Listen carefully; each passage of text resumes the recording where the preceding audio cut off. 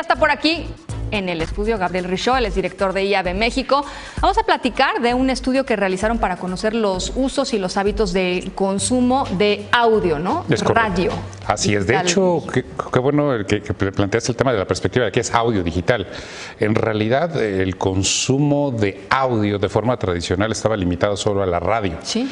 Y en este entorno digital, como hemos platicado aquí en Fractal, Internet no es un medio, es una plataforma donde todos los medios y los contenidos han venido evolucionando y convergiendo.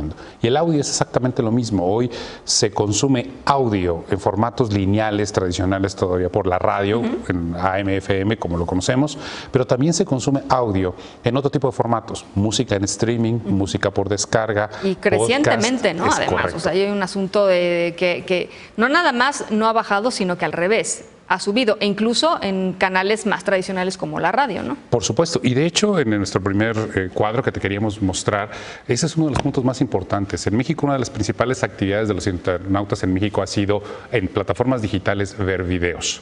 Pero la segunda actividad más importante en plataformas digitales es escuchar música. Y esto va muy de la mano con la parte lineal, es decir, para el internauta, para las personas de forma común, hoy es indistinto escuchar música de forma lineal, tradicional, con lo que es plataformas digitales. Escogen de acuerdo a sus intereses. Y la radio, si bien hay un consumo de radio de forma tradicional, lineal, también cada vez hay un porcentaje cada vez más creciente de personas que consumen contenidos de radio, noticias, deportes en entornos digitales. O sea, en tu teléfono o en una computadora. Así es, y en conectas diferentes a formatos. a X radiodifusora y a partir de ahí estás escuchando tu programa favorito, ¿no? Así es, y hoy es en realidad los múltiples dispositivos que están conectados a Internet con los múltiples recursos que permiten consumir nuevos formatos de audio. Lo importante aquí es entender que no es que uno sustituya al otro, se complementan. La forma de escuchar contenidos lineales se complementan con el escuchar contenidos en plataformas digitales. Y algo muy interesante también tiene que ver con la especialización. En el otro cuadro que queríamos compartirles también tiene que ver con qué tipo de formatos se están consumiendo de audio en plataformas digitales. Por ejemplo, la música. Hoy los internautas declaran que el 96% que prefiere escucharlo en plataformas digitales lo hace a través de música.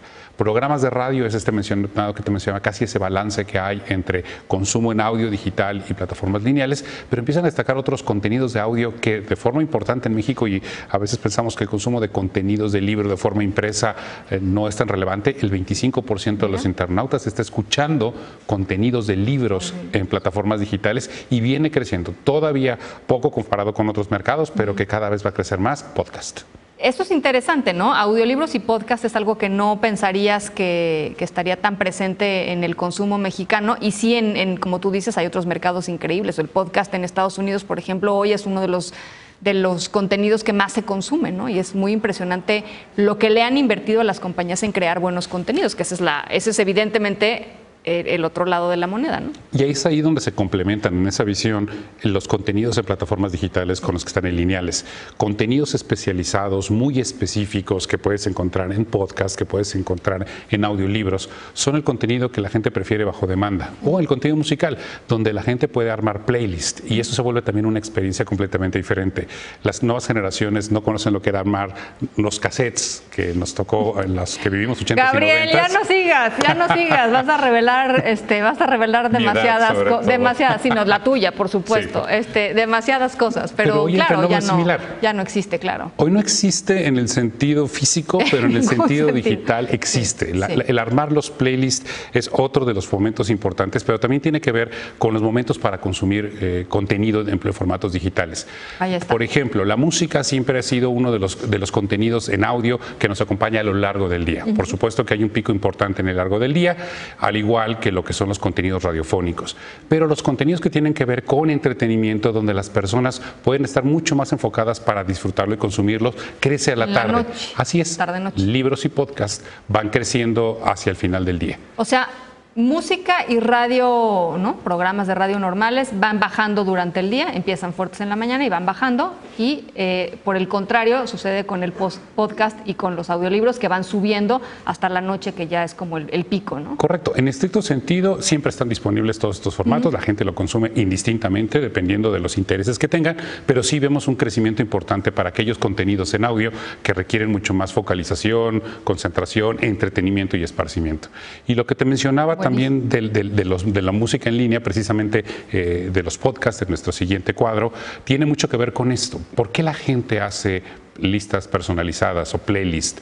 Y el 5 de cada 10 internautas en México lo hace para momentos de uso. Como la música se ha vuelto un acompañamiento siempre disponible en cualquier dispositivo, bueno, 5 de cada 10 dice porque voy a estudiar, porque voy a trabajar, porque voy a... Es más, tienes playlists que tienen que ver con tu actividad y ya son tus consentidos, ¿no? Y porque voy a hacer ejercicio, alguna actividad, la música se ha vuelto ese acompañamiento perfecto. Y otros porque definitivamente lo complementan como una actividad que va ligada a los estados de ánimo. Me siento triste, me siento contento, armo un playlist y ese es efecto de las cintas de los 80s y 90s, ahora llevado al entorno digital, personalizado y compartido en los entornos sociales. 7 de cada 10 internautas, ¿no?, que consume audio lo comparte en plataformas sociales. Ah, mira, es muchísimo, ¿no? Es un porcentaje alto. Se convierte en una experiencia 70% social. 70% de las personas comparten su gusto, su playlist, su audiolibro, su lo que sea. Así es, porque lo vuelve como un sentido de pertenencia, de compartir a quién lo identifica, sus gustos y preferencias musicales o el tipo de contenido,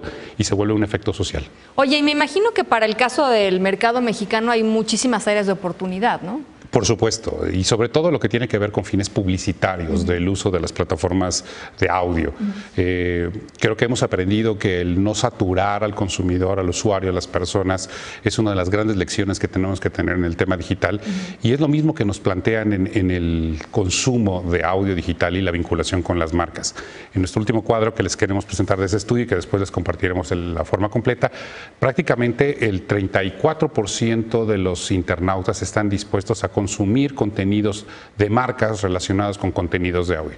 Sin embargo, hay un porcentaje que puede decir que no lo consumiría si la experiencia es intrusiva o, en este caso, no es relevante o relacionada con el contenido que están consumiendo. Que sabemos que eso es lo que pasa siempre en el entorno digital, ¿no? O sea, cualquier publicidad que sea considerada como demasiado agresiva, demasiado intrusiva, es una publicidad que no estamos dispuestos los consumidores a tolerar, ¿no? Así es, y ahí es donde se vuelve tremendamente relevante para el mercado mexicano, donde tenemos una cultura de entretenimiento muy desarrollada en consumo, el poder explorar estos nuevos formatos o la evolución y convergencia de audio, tanto formato lineal con digital, para crear otro tipo de experiencias combinando ambos puntos de contacto. Oye, pues súper interesante, les vamos a compartir esta información, es un informe, ¿no? Este informe en nuestras redes sociales para que lo puedan consultar a detalle y bueno, pues la verdad que muy relevante porque sí creo que el audio es una de las grandes delicias, ¿no?, de la era digital también. Puedes encontrar unas joyas ahí.